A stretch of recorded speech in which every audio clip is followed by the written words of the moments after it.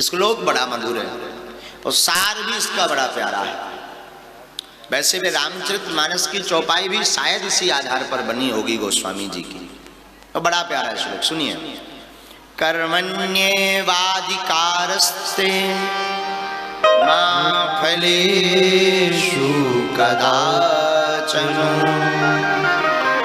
मा कर्मफल हेतुर्भुर्मा ते संगो स्वकर्मणि। साधु जी, शास्त्र कहते हैं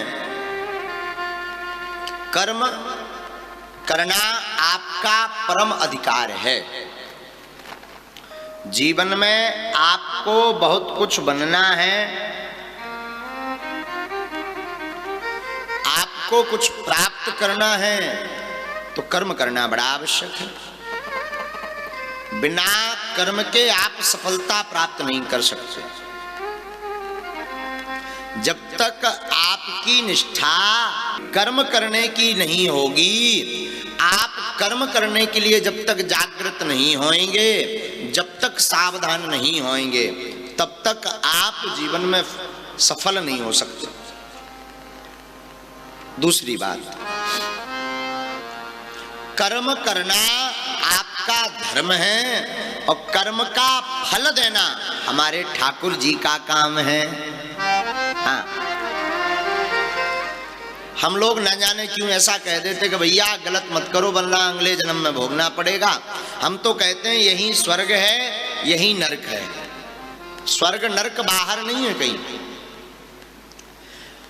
मरते समय महारोग हो गया सो नरक भोग लिया, मरते समय गले में कैंसर हो गया सो नरक भोग लिया, मरते समय आपकी किडनी लीवर हमारी किसी की खराब हो गई सोई नरक भोग लिया, और मरते समय गोविंद का नाम लेकर के पता नहीं चला कब प्राण निकल गए सो यही स्वर्ग हो गया। हाँ, अब भोगना यही पड़ता, बाहर नहीं भोगना पड़ता है। हम लोग सबसे बड़ी गलती ये करते हैं, सब परमात्मा पर छोड़ देते हैं। छोड़ना भी चाहिए, पर इतने निष्ठावान भी नहीं है कि सब परमात्मा पर छोड़ा जा सके। ऐसे समझो, एक बार द्वारकाधीश ठाकुर जी द्वारकापुरी में विराजमान थे, प्रसाद पा रहे थे। रुक्मणी मैया प्रसाद जिम्मा रही थी और ठाकुर जी पा रहे थे। ठाकुर जी प्रसाद पाते पाते हाथ में उन्होंने मुख तक ग्रास लिया और ठाकुर जी ने दौड़ लगाई। कहां तक? दरवाजे तक भागे। दरवाजे से हमारे ठाकुर जी फिर वापस आए तो मैया रुक्मणी ने पूछा, सरकार हमारी समझ में नहीं आया, आप दरवाजे तक गए हो फिर वापस आ गए। भगवान कहते नहीं कोई बात नहीं, ऐसा कोई कारण नहीं, सरकार बताओ ना। मैया जिद करने लगी तो हमारे प्रभु बोले, देवी हम जब प्रसाद पा रहे थे तो एक भक्त पर कुछ गांव के लोग हमारे एक बड़े रसिक भक्त पर पत्थर मार रहे थे। उसके कभी सिर में लग रहा था, कभी उसके गले में लग रहा था, कभी हाथ में लग रहा था, तो वो चिल्ला रहा था, हे माधव बचाओ, हे मधुसूदन बचाओ, हे गोविंद बचाओ, हे नारायण बचाओ, हे ऋषिकेश बचाओ, हे दामोदर बचाओ, हे गिरधारी बचाओ, हे बनवारी बचाओ। सोई हमने विचार किया कि प्रसाद बाद में पाएंगे, पहले बचाने चलते हैं। तो रुक्मणी मैया ने पूछा कि आप गए, आपने बचाया? ठाकुर जी बोले नहीं। आप गए? ठाकुर जी बोले नहीं। फिर आप दौड़े क्यों? बोले, देवी जब तक हम बचाने के लिए दरवाजे तक गए तब तक हमने फिर देखा कि उसने अपने हाथ में खुद पत्थर उठा रखा है।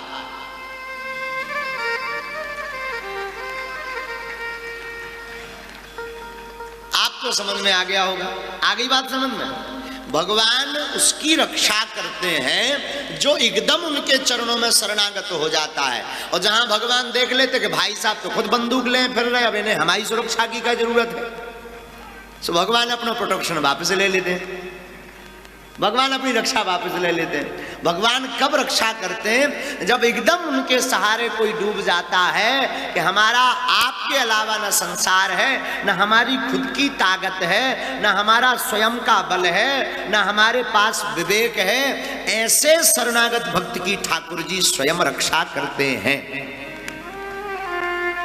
बस यही कर्मों में है। आप अगर सब कुछ परमात्मा पर छोड़ देंगे तो कुछ करने की जरूरत नहीं, परमात्मा सब व्यवस्था करेंगे, हमारे ठाकुर जी सब व्यवस्था करेंगे।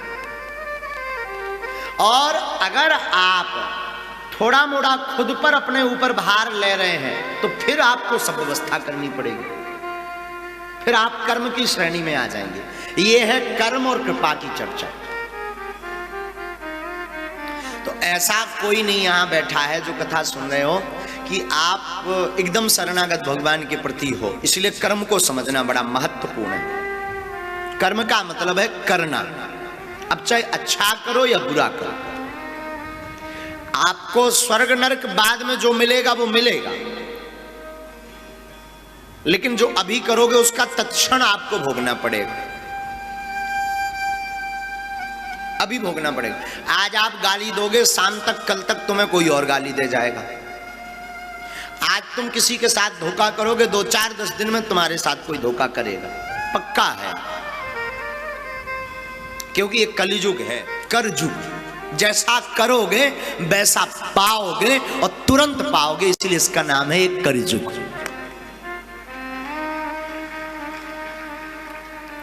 एक बात। दूसरी बात, कर्म जीवन में इतना महत्वपूर्ण है कि आप क्या कर रहे हैं इस पर बड़ी सावधानी रखनी है। गिरधर की कुंडली बहुत जागृत करती है।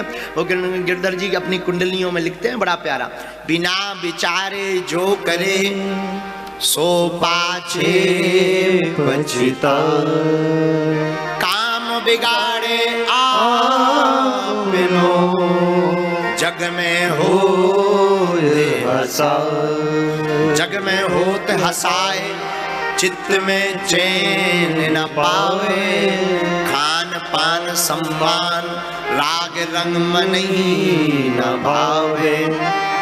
और कहीं गिरधर कबीराए, दुख कछु टरत न टारे, और खटकत हैं जिए माह किए जो बिना विचारे, बिना विचारे जो करे सो पाछे पछता।